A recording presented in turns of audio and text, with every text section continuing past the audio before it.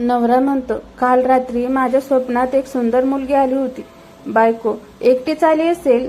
नवरा, हो, तुला कसं माहीत? बायको, कारण तिचा नवरा माझ्या स्वप्नात आला होता. नवरा म्हणतो, तुझी बहीण तुझ्या मानाने किती सुंदर आहे.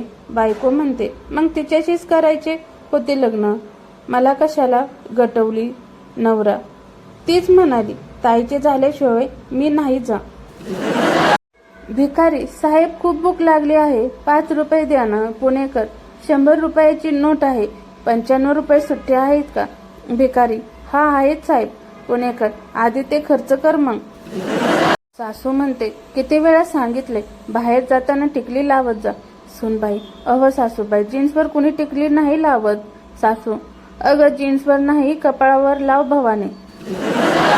देव आणि पतिदेव याच्यात फरक काय? देवाची आरती सुख करता दुःख हरता, पतिदेवाची आरती असे करता तसे करते आणि का करता.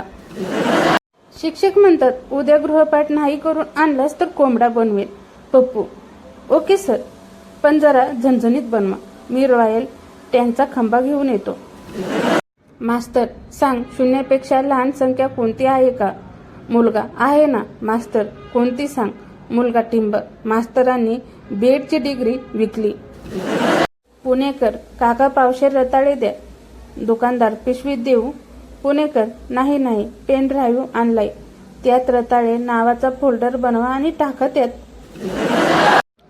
जर तुम्ही जग बदलू इच्छित असाल तर अविवाहित असताना बदला, लग्नानंतर तुम्ही टीव्ही चॅनल पण बदलू शकत नाही. गुरुजी, दळणवळण म्हणजे काय? विद्यार्थी, एखादी मुलगी दळण घेऊन जाताना वळून पाहते, त्याला दळणवळण म्हणतात. गुरुजी, राजीनामा देऊ, आषाढी वारीला निघालेत.